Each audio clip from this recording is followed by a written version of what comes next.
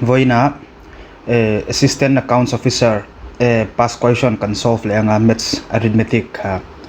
kan solve lenga ama hemi video mayan question number 1 trang 21 thlang kan solve to tuna he video heta question number 22 trang kan solve le don ni a question hi heta oma the mean of 40 observers atia mean of 40 observers he hi ania question hi 40 mean anti chuan hei hi average ani maya 40 observations was found to be 65 atia eta 65 but later on it was found that 86 was misread as 68 at one place atia number som li oma heta number pakhat kha 86 was misread as 68 ati chuan 68 at share chuan hein minus chuan a difference hi 18 ania 18 hi an share tel lo ti na ni 40 observation ani chuan hei hi tam jok average tam jok don ti na ni mai ani hei hi tuna kan solve anga ani chuan heta amin ania sum chu engzan nge kan ti chuan sum chu average multiplied by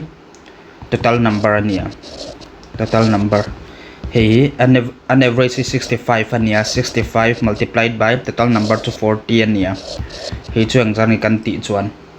2600 ania ma se heta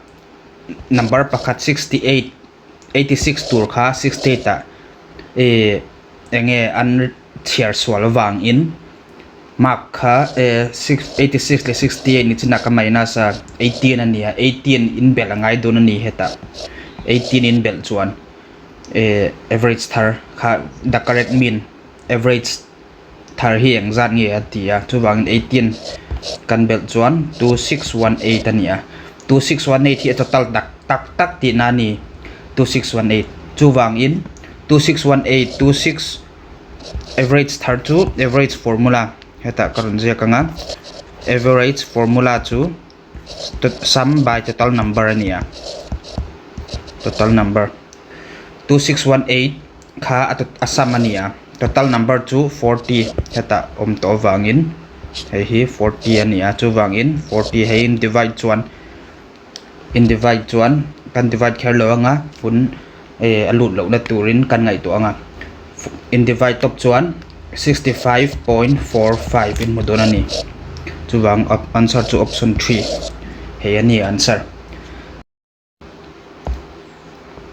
hei hi next question nia the average of 4 consecutive even number is 27 atia even number consecutive kan ti kha enge kan ti chuan 1 2 3 4 tianga kal kha consecutive ania ain zom char kha consecutive ania ma se even number ne soi chu even number chau he hi odd number ania he hi even number odd number even number ania 2 4 6 8 tim tiang kha nia ma se eng number nge average 27 ti kha kan shelo chu wang in x plus 2 number pali ania x plus 4 le x plus 6 ania hei kan manganga a chan chu heta 10 ni ta se 10 plus 2 10 plus 4 10 plus 6 chu engzang kan ti chuan 10 12 14 16 ania ain zom char ani even number chu wangin hei kan manganga number eng number nge ti kan shalo wangin chu wang an average chu engzang nge kan ti chuan heta 27 in ziaka 27 ania average formula chu enge kan ti chuan sum by total number ania 27 chu wangin an sum chu hei plus mai turani x plus 2 plus x plus 4 plus x plus 6 by total number chu pakat pani pathum pali ani wang pali equal to 27 ania hei hi x khi paliam wangin 4x ania hei 2 4 le 6 kan plus anga kan plus chuan 12 ania 27 multiplied by 4 chu engzan nge hei kan transfer ti na ni maya 4x plus 12 equal to 27 multiplied by 4 to 108 ania. Hey 12 can transfer anga 4x equal to 108 minus 12. Hey can minus 1 for 108 minus 12 to 96 ania. X to ang zani kan ti 96 divided by 4 to 4 2 are 8 4 4 are 16 so bangin answer to 24 ni mayani eta option D ay answer ni mayani. Next question kan lutanga. The value that comes in place of question mark. The value that comes in place of question mark in the expression 60% of 725 equal to 29 into question T. 60% of 725 equal to 29 into question mark kaniya. 60% kan ti chuan 60 by 100 ni maya of 2 multiply 725 equal to 29 multiplied by question mark. Question mark is on swat to rania 0 in cancel the 2 3 are 6 2 5 are 10 2 bangin 5 1 is 5 5 2 are 10 5 5 are 25 ania 1 2 5 le 3 in multiply chuan 5 2 are 15 3 2 are 6 7 3 1 is 3 375 by 29 equal to question mark. Dinglam panga question mark chaw om to a hemun he 2 to 145 to ni zoka 5 1 is 5 5 1 is 5 5 4 are 25 are 25 ania ni chuan he kan multiply dik lo don lo ti nanin 3 le 145 in multiply chom 5 3 15 4 3 12 13 3 1 is 3 4 4 3 5 ania he kan multiply chinanga he kan divide chinanga he 435 le 29 435 le 29 in divide chuan 15 in mudor ni 15 a 435 ania chu wangin an heta question mark chu 15 ni mai ni chu wangin answer chu option C ani. Next question kan lutanga. A student has to score 35% marks to pass in an examination ti chuan a pass mark chu 35% of total marks ni mayani of total marks full mark aniam total mark kan ti chuan he gets 650 marks and fails by 50 marks aman 650 am hua marks som nga a fail ti chuan 650 am hua a score zat ania he a fail na zat kham som ngain a fail ti chuan jasari 650 plus 50 chu hei jasari chu pass mark ani chu wangin 35% of the total marks to 700 ni mayani in shatiam karinga a chan chu thil pan he ta he po pass mark ania he po pass mark ania chan chu 650 pakhatin amhuwa mark som nga fail thei chuan jasari chu a pass mark ni lo thei lo ani chu wan a pass mark hi jasari ni maya a percent zata chuan 35% ani chu wangin hei pani hi ainang total marks 35 that pass mark ve ni wang ai equal ani hei pani kha equal ani chu wangin 35% of total marks tm kan ti mayanga kha jasari ti na ni mai ni a question a chuan what are the full marks a full mark kha eng zat nge ti kha ni a question a ron zo chu wangin hei full mark zat kan jong chuak don ani hei hi 35 2 are 17 ya chu wang total marks full mark chu exam ni kan ti chuan hei transferula 100 le 200 in multiply chuan sang ni ne mai ni chu wang a full mark hei full mark ne mai ni 2000 e option C answer ne mai ni. Next question kan lut nga langa.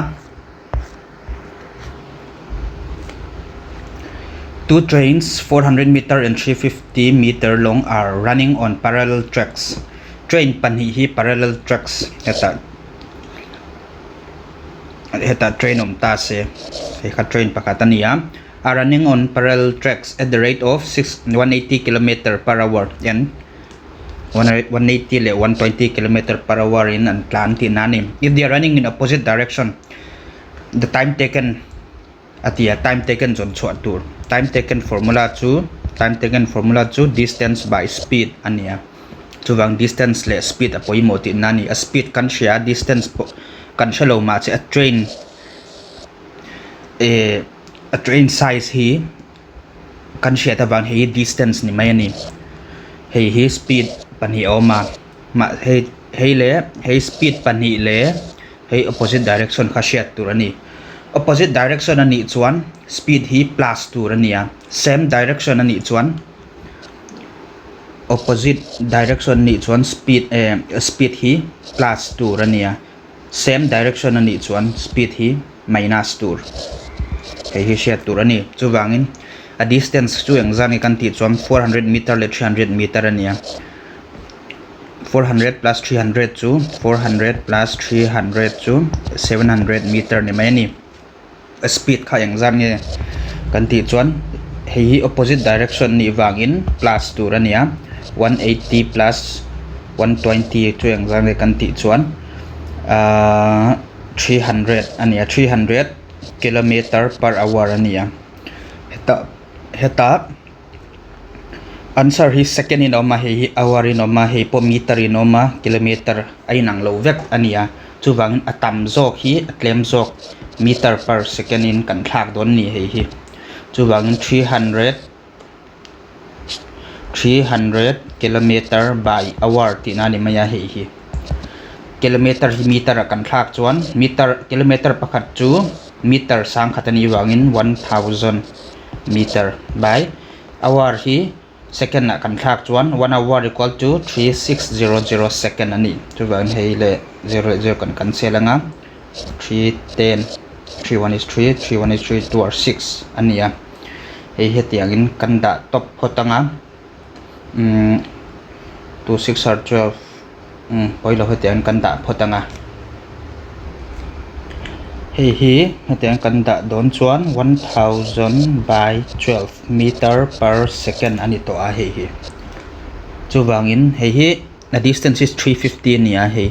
chuwang hi kaziak suala 350 tu ni zoka chuwang hi 750 tur ani tuna time kha distance by speed ani wangin a distance is 750 nia 750 by speed chu 100 by 12 ania 1000 by 12 ania hey 750 hey divide hi multiply kan thlak anga kan thlak ton hey kha in reverse don ani 12 by 1000 ania hey hi tuna 750 le 12 in multiply chuan 9000 in huanga by 1000 ania 0 in cancel the chu 9 second answer chu 9 second ani heta option B hey 9 second ani heta opposite ania same ni ta se hei hi minus 2 speed hi minus 2 ani tuna opposite ani wangin plus kan mangani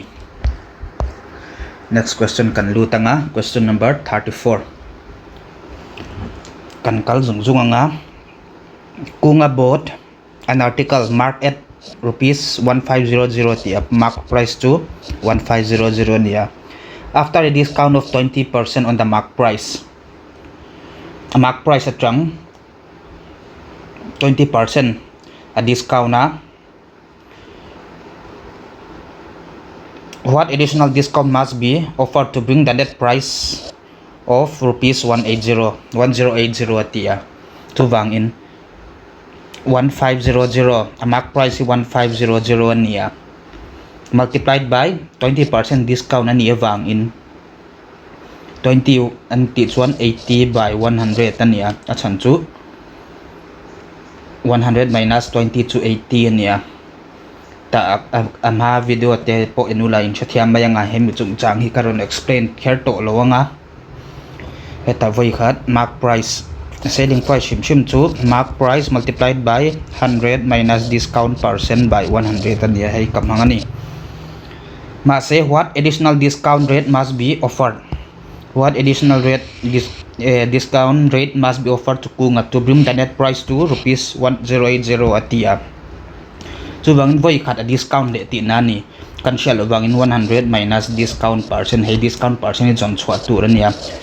hei hi khat yang a voi khat 20% discount na pia zo no discount voi khat apek le nuwa hei hi 1080 hi aman ani to don ni 1080 hei kan jong chua ka nga 00 cancel thia hei le hei cancel thei boka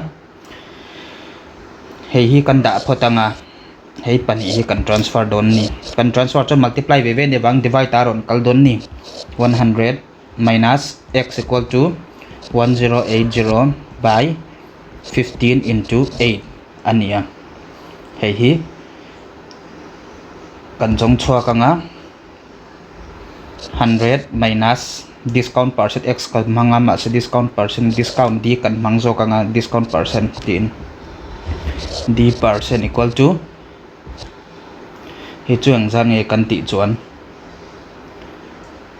10 hei kan cancel thia 5 3 are 15 5 2 are 10 5 2 are 10 5 1 is 5 5 6 are 30 ania 8 8 2 are 16 17 18 19 20 21 8 7 are 56 and 3 9 are 27 ani to a chu wangin hei 9 chu om to ti na ni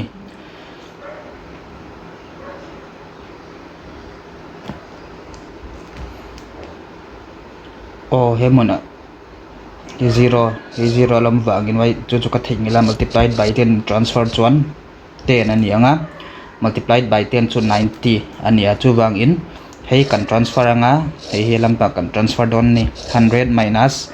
90 ani anga plus ani wang transfer chuan minus ani anga hei hi minus ani a transfer chuan plus wang di percent ni to chu wang hei 10 discount percent chu 10 ani a heta sang khat zanga mark price hi 10% heta 20% discount na 20% discount am pek nuwa 10% discount apele a apek zo nuwa aman chu 1080 ti nani chu bang answer chu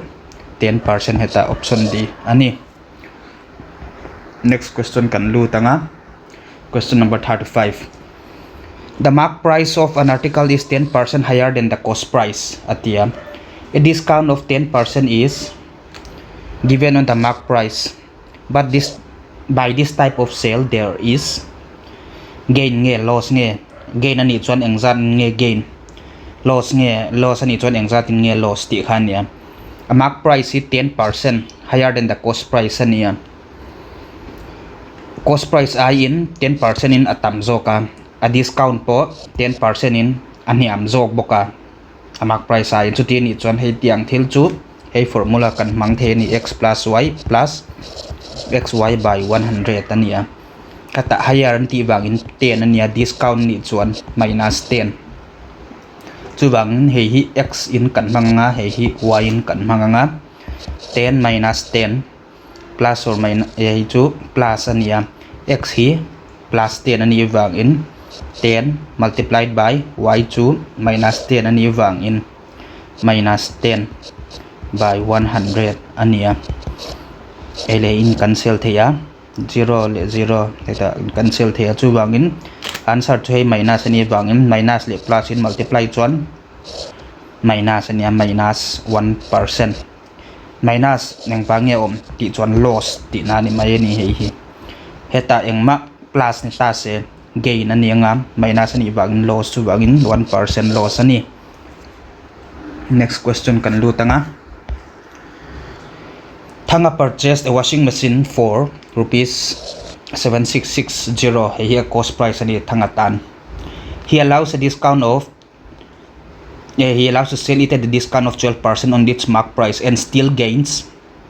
10% atia heta a relation to chuenge a cost price hi 7660 ania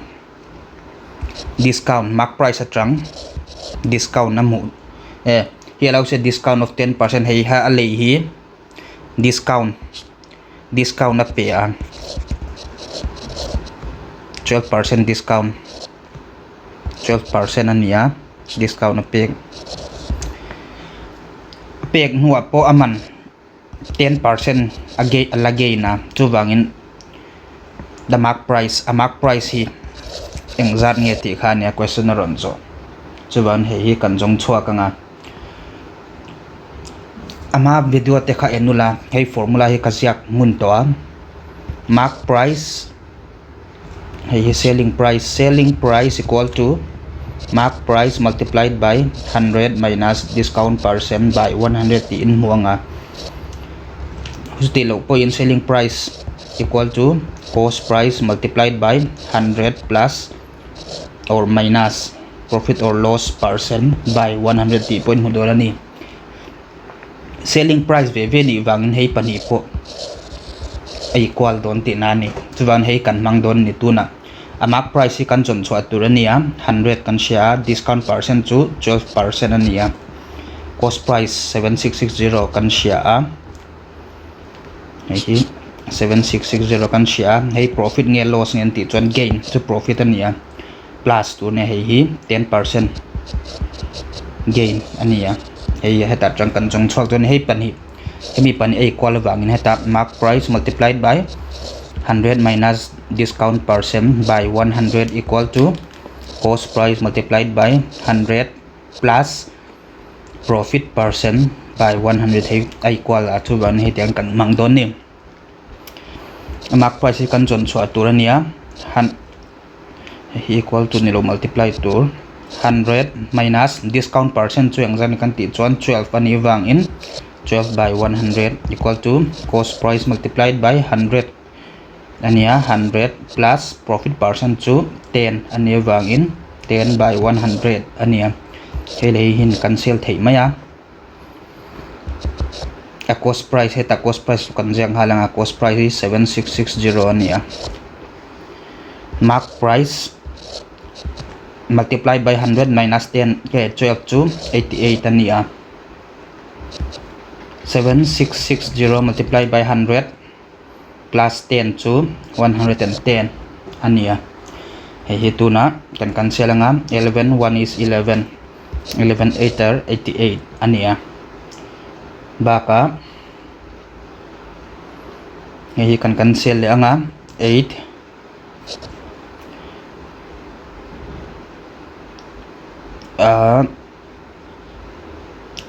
4 in kan cancel maya nga 4 1 is 4 5 6 7 36 ani to 4 9 are 36 ania 4 1 is 4 4 5 are 20 ania 4 2 are 8 ania 2 5 are 10 so bangin 1 9 1 5 multiplied by 5 ania mark price heta mark price so to bangin mark price to kan multiply chinanga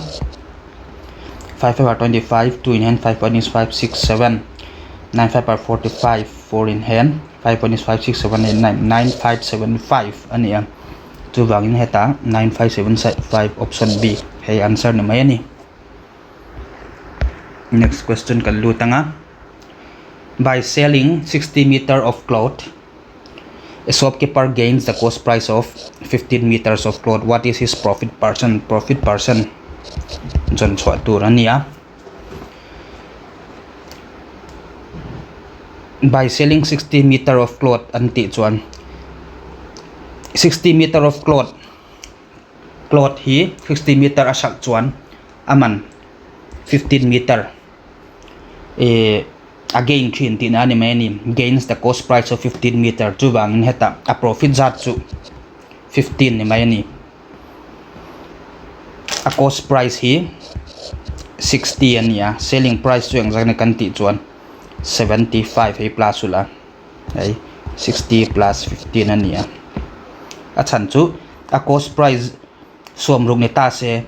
aman som sar ri panga a sal chuan som panga gain ani heta gain na khatiang question rong ka chon tianga siam ngei turani hei hi heta tang profit percent kan jong don ni profit percent formula chu nge kan ti chuan profit by cost price multiplied by 100 ania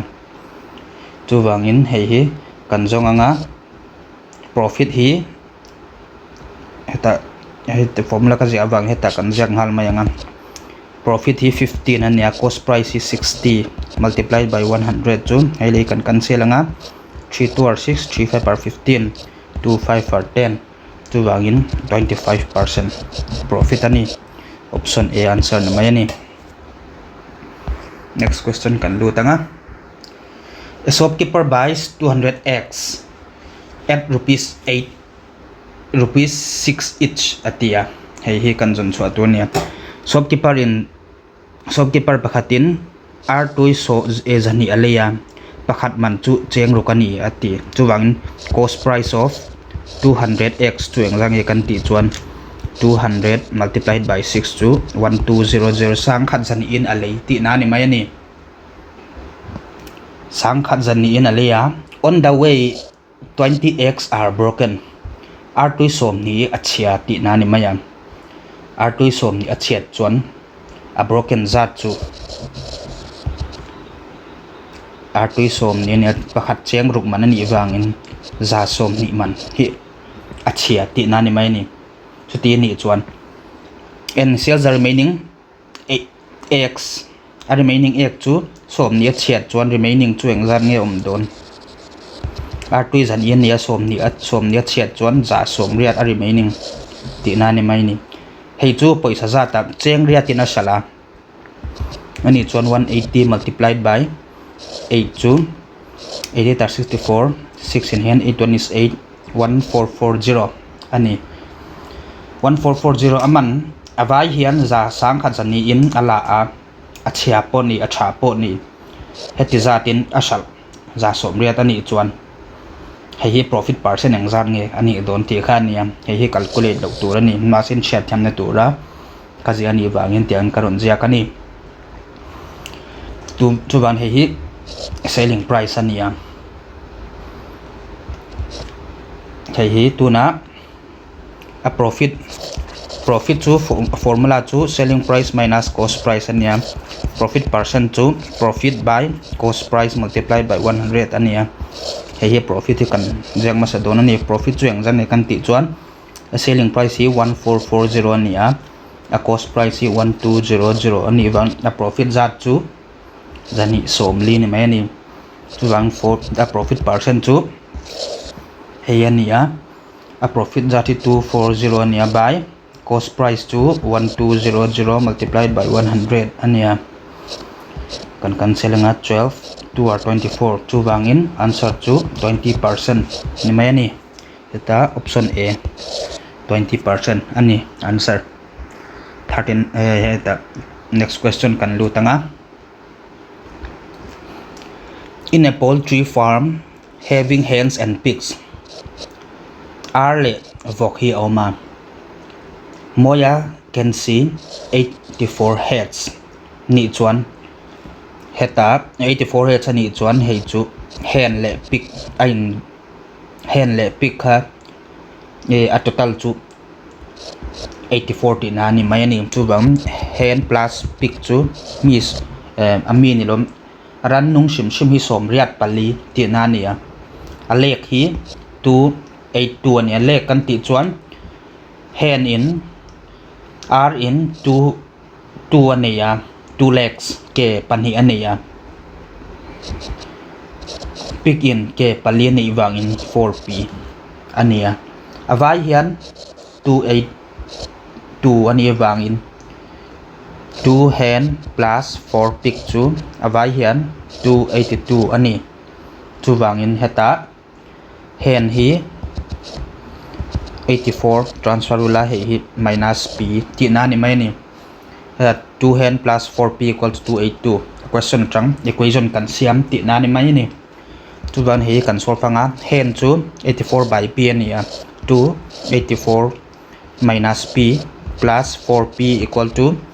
282 ani a hei kan multiply chuan 2 le 84 kan multiply chuan 168 ani a minus 2 le p kan multiply chuan 2p ani a plus 4p equal to 282 ani a hei kan solve le anga hei minus 2p plus 4p chu 6p ni lo ani achan chu hei minus 2 plus 4 chu 2p ani 168 plus 2p equal to 282 ani a hei kan transfer anga 2p equal to 282 minus 168 ani maya nga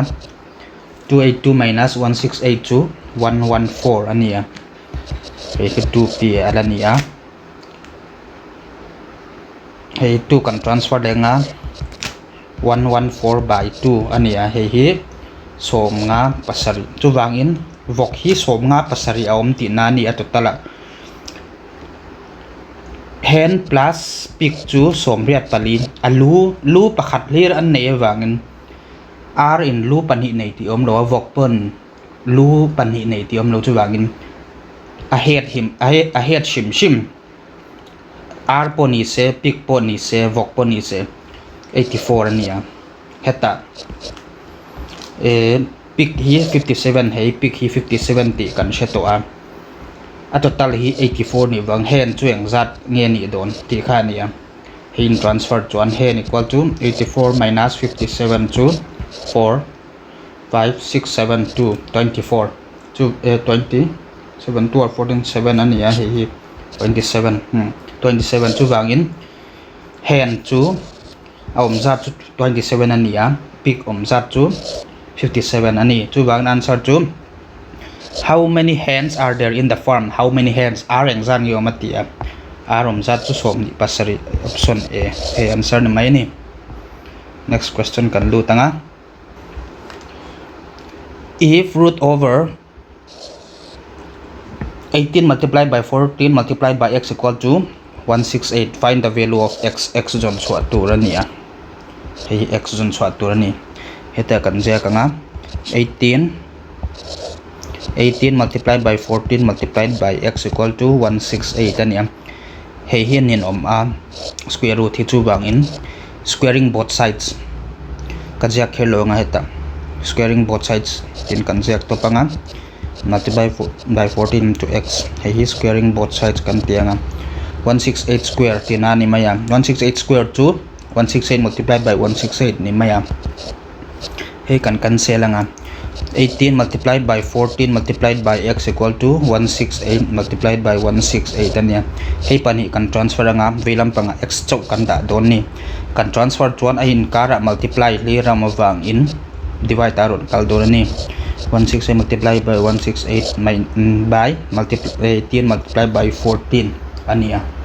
hei kan cancel nga 7 1 is 7 7 2 are 14 7 2 are 14 28 7 4 are 7 4 are 28 ania 2 1 is 2 to 2 are 4 ania 2 6 6 2 are 12 6 3 are 18 ania 3 5 are 15 3 6 are 18 chu ban walam pang engmam to lo chung lam pang om chu 56 multiplied by 2 ania hei chu 6 2 are 12 5 2 are 10 11 chu ban 112 hi hei option b hi answer ni mai ni question number 43 hei hi kan solve le nga in an auditorium the number of rows is equal to the number of chairs auditorium pakata number of rows is equal to the number of chairs atia heta rows omta se ata number helampang po ay nang vek tina helampang apakwam chuan helampang apo pakwa som chuan som ve om ti nani hei soi nani if the capacity of the auditorium is 2025 the number of chairs in each row atia a capacity hi 2025 ani chuan heta vai hian chiarula 2025 ani anga the number of chairs in each row heta helampanga poni se a line pakhata tiang insert hem to heta line pakhata chaireng zan nge don hei ai nang don ti nani chu bang hei hi square root ani maya square root of 2025 chueng zan ngin 2025 ania 5 in katenga 5 4 are 20 0 5 4 are 25 5 8 are 40 5 1 is 5 9 9 are 81 ania 5 ania hei hi 9 square root ani chuan 5 square multiplied by 9 square ni maya hei chu ang zani kan ti chuan 9 5 45 square ania chu wang in 45 square ni wang in hei square le hei kan cancel thia answer chu 45 ni mai ani hei har samya lo in solve thei chuan solve ngei tu ni tiang question ron kal chuan next question kan lut na langa. The least number by which 1125 must be multiplied so as to obtain a perfect cube. Perfect cube kan ti chuan enge 5 multiplied by 5 multiplied by 5 chu 125 ania 2 multiplied by 2 multiplied by 2 chu 8 hetiang tekha 5 voi thumi multiply a 125 hi mu chu wang 125 chu perfect cube ani 2 voi thumi multiply a 8 mu chuan 8 po perfect cube ani hi perfect cube soina nia hemi lo po perfect square po don ani perfect square kan ti chuan pani soina 2 multiplied by 2 chu 4 2 square chu 4 ti nani chu 4 kha perfect square ni adang chu in shathiam to in shathiam karing to maya karon explain to kherlo maya nga chu wangin 1125 ania hi a square perfect cube ani wangin pathuma o mangai don ni 125 hetiangin ma 125 hi kan karon explain le lokanga 5 2 10 5 5 25 5 5 25 pathum chiani chu wangin perfect cube ani 125 intin hatiang pani ni ta se pakhat awm bel chia chuan hei perfect cube ania heta number hi perfect cube ani don ani hatiang dawin hei hi 125 ania 1125 kan tichinanga 5 2 10 5 2 10 5 5 25 5 5 ka kan tilianga 5 4 25 5 25 5 9 are 45 hei hi 9 ni to a 9 heta the least number by which 1125 must be multiplied atia 5 multiplied by 5 multiplied by 5 multiplied by 9 multiplied by 9 ania multiplied by 9 hei chau ni ta se perfect cube tur ni heta pani oma heta 9 pakhat belula hei perfect cube tur ani chu wangin 9 in bel chuan perfect cube chu wang hei 9 ne 9 le 9 nen in multiply bel chuan ania chu wang answer chu 9 ni mai ani which must be multiplied ni lo which must be divided hei multiplied ni lo in divided tin question om ta se hetiang thleng ani wang in 9 multiplied by 9 hei hi ni wang in 9 9 are 81 nen divide ula perfect cube cha don ni ma chatu na multiply ni wang multiply by 9 ni chuan perfect cube cha ni hei hi sia thiam tur ani question number 46 hei hi kan chut leanga 2 pipes can fill an empty tank in 12 hours and 10 hours and 12 hours respectively atia pipe pani in tanki kan temayanga tanki pakhat hi pakhat zokin ama sa zokin 10 hours pakhat zokin 12 hours in a field thaya while a third pipe can empty a full tank in 20 hours atia heta tank ta se pipe pakhat zokin 10 hours alut anga pakhat zoka 12 hours ania heta pipe pakhat zoka 20 hours in IMT thayani atiani chuwang if all the pipes operate simultaneously how much time will the tank be full simultaneously in ti chuan heta tuye luang nga heta achua ka nga ma se hei hi pipe pani baka ahun lut zat atlem zo ka wang voi khat heta chuak ma se helam panga chuak ma se voi khat chu hei hi akhat thuna om don ani tu hi dakar engzat nuange akhat don ti khania question ron zo chuwan hei kan jong chuak nga hei chuang tin kan jon chwa don ti chuan 10 hours ania 1 by 10 12 hours in 11 plus 1 by 12 hei hi alu na tur ania heta ma se heta apot achwa awang in minus dakar somnin minus 1 by 20 nia hei LCM kan langa LCM kan lak chuan 10 12 le 20 nia 2 5 are 10, 2 6 are 12, 2 10 are 20. 5 1 is 5, 6 5 2 are 10, 2 3 are 6, 2 1 is 2 ani am. Hay multiply vek chuan 16 mu don ani. 16 ni wang in hay hi kan solve anga 10 le hay 10 le 16 ni chuan 10 6 are 16 le 6 plus 12 hay 12 le 16 ni le chuan 12 5 are 60 minus 20 le 16 ni chuan 23 are 60 hay 6 plus 5 to 11 minus 3 by 60 ania. 11 minus 3 to 8 by 16 ya. Hay 2 4 2 are 8, 4 1 is 4, 4 5 are 20. 2 by 15 ania hay hi reverse taula. 15 by 12 ti na ni mai ni. Ni ma se 15 by 2 ani. So 15 by 2 ani am. Ma se heta hours. Hetiangan pek wangin hay hi hours in kan convert don ani. Heta helam pa kan zia kanga 15 by 2 chu dakar yang zan nge 2 7 are 14 ani a 1 7.5 hours ni maya 7.5 hours to 7 hours 30 minutes ni maya ni chu wangin answer to option B 7 hours 30 minutes ani. Next question kan lu tanga.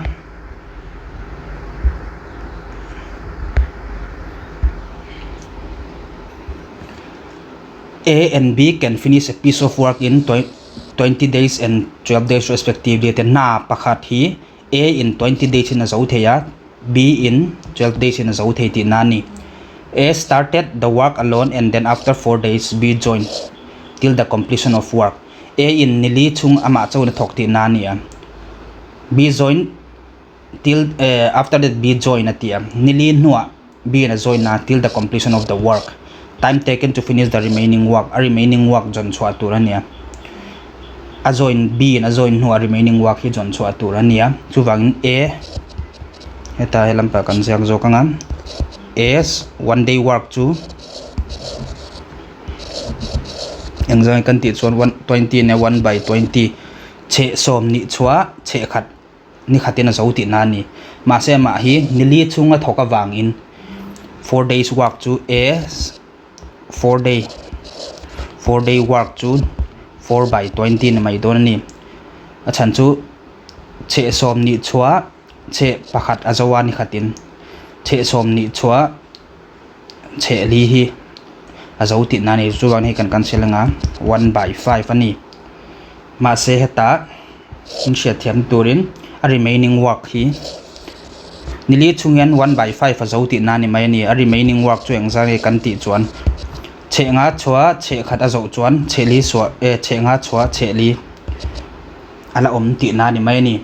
chuwan A le B in nan thok zat kha engzat nge kan ti chuan A in 1 by 20 nya B in 1 by 12 ani wangin 1 by 20 plus 1 by 12 chu engzat nge kan ti chuan LCM kan langa LCM chu 60 ani chu wangin 2 3 are 6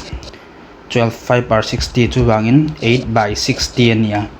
he kan cancel nga 4 2 are 8 4 is 4 4 5 are 20 2 by 15 ania A nan thok zat ni khat chung hian 2 by 15 ania chu wangin hei le hein divide tula remaining work divided by A plus B hei 1 day work ania a remaining work chu engzan kan ti chuan 4 by 5 ania divided by A le B 1 day work to 2 by 15 ania hei engzang nge kan ti chuan 4 by 5 divide hi multiply and thlak chuan 15 by 2 ni don ani 5 3 are 15 4 2 2 are 4 chu wangin 6 a remaining work chu wangin 6 days an la thok don ti na ni mai ni 6 days ni som chung hian an zo ti na ni mayam hei hi ni a chan chu ni li chung hi A chawina thoka ni ruk chung hi A le B